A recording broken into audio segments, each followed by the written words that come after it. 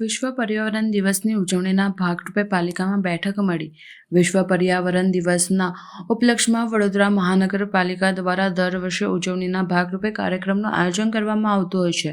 ત્યારે આ વર્ષે પણ પર્યાવરણને બચાવવાના હેતુને સાથે કાર્યક્રમના સંદર્ભે બેઠકનું આયોજન મેયર પિંકીબેન સોનીના અધ્યક્ષતામાં કરવામાં આવ્યું હતું. આગામી તારીખ 5 જૂન વિશ્વ પર્યાવરણ દિવસની ઉજવણી કરવામાં આવતી હોય છે અને વડોદરા મહાનગરપાલિકા દ્વારા દર વર્ષે અલગ અલગ કાર્યક્રમ યોજી વૃક્ષોનું વાવેતર કરવામાં આવતું હોય છે. ત્યારે આ વખતે પણ આ ઉજવણીના ભાગરૂપે આગામી 2 વર્ષના વડોદરા શહેરમાં 20 લાખ વૃક્ષોનું વાવેતર કરવાનું આયોજન કરવામાં આવ્યું છે.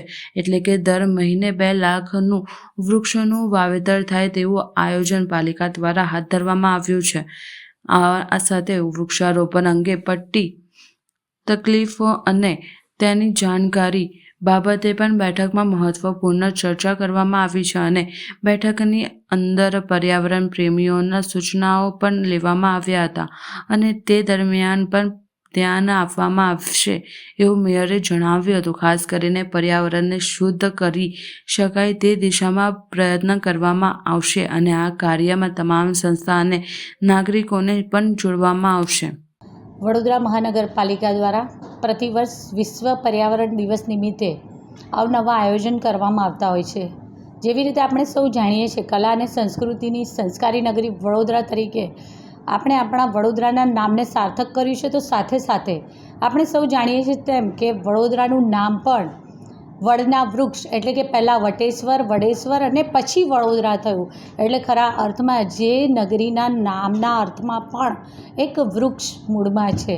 ત્યારે ખરા અર્થમાં વડોદરા શહેરમાં મારું વડોદરા હરિયાળું વડોદરા બનાવવાની દિશામાં જે વિશ્વ પર્યાવરણ દિવસ નિમિત્તે વડોદરા મહાનગરપાલિકા દ્વારા પ્રતિવર્ષ આયોજન કરવામાં આવતું હોય છે, તેમ આ વર્ષે પણ આયોજન કરવા માટેની બેઠકનું આજરોજ કમિશનર શ્રીની જે સમિતિનો રૂમ છે ત્યાં રાખવામાં આવ્યો હતો. આ વર્ષની કેન્દ્ર સરકારમાંથી જે વિશ્વ પર્યાવરણ દિવસ નિમિત્તની જે ઉજવણી હોય તેની દર વર્ષે અલગ અલગ થીમ દ્વારા આ ઉજવણી કરવામાં આવતી હોય છે. આ વર્ષે એન્ડિંગ પ્લાસ્ટિક પોલ્યુશન એટલે કે પ્લાસ્ટિક પોલ્યુશનના અંતની સાથે પર્યાવરણલક્ષી અભિગમ અપનાવી અને આ વિશ્વ પર્યાવરણ દિવસની ઉજવણી કરવામાં આવનાર છે. ત્યારે વડોદરા મહાનગરપાલિકા દ્વારા પણ આવનારા 2 વર્ષમાં 20 લાખ જેટલા વૃક્ષોનું વાવેતર કરવા માટેનું આયોજન છે. તો સાથે સાથે આજ રોજ આ સંદર્ભે અલગ અલગ જે વૃક્ષારોપણમાં પોતાનું યોગદાન આપે છે તેવી સંસ્થાઓ, તેવા NGO અને ઘણા બધા લોકો જોડાયા હતા. તેમના દ્વારા પણ વૃક્ષારોપણ કરવામાં આવતું રહ્યું છે. ત્યારે પોતાને ક્યાં કઈ મુશ્કેલીઓનો સામનો કરવો પડે છે.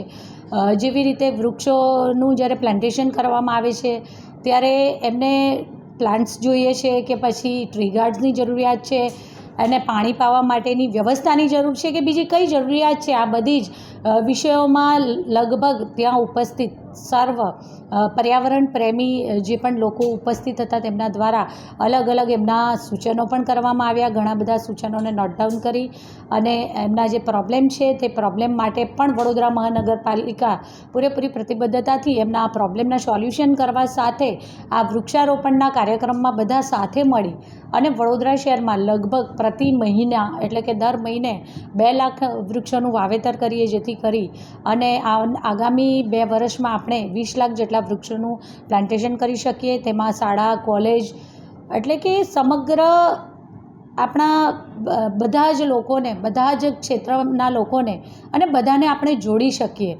કારણ કે હવે ખરા અર્થમાં કોરોનાની મહામારી પછી ઓક્સિજનની શું કિંમત હોય છે અને આપણો ધર્મ અને સંસ્કૃતિ કહેવાય છે ને કે પ્રકૃતિ અને સંસ્કૃતિ એકબીજામાં ઓતપ્રોત છે. ત્યારે ગૌરી વ્રતમાં જવારા રોપી અને જ્યારે બાળકીને એના રોપણ કરવાથી લઈ અને એનું પૂજન કરવું, ખરા અર્થમાં પ્રકૃતિ મનુષ્ય જીવન માટે, જીવન ચક્ર માટે પ્રકૃતિનું યોગદાન અનુપમ છે.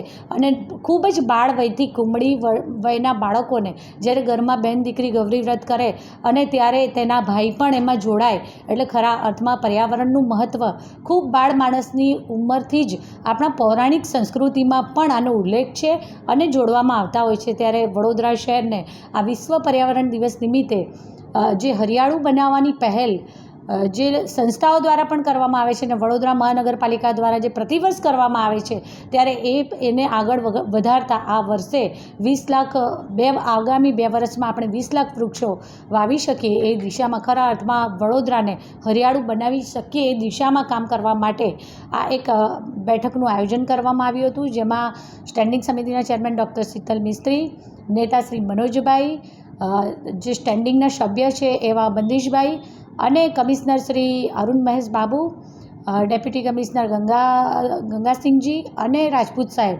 સાથે સ્વયંસેવી સંસ્થાઓ અને બધાએ સાથે મળી અને બધા જ પાસાઓનો વિચાર કરી અને આગામી આયોજન માટેનું પ્લાનિંગ કર્યું છે. આભાર.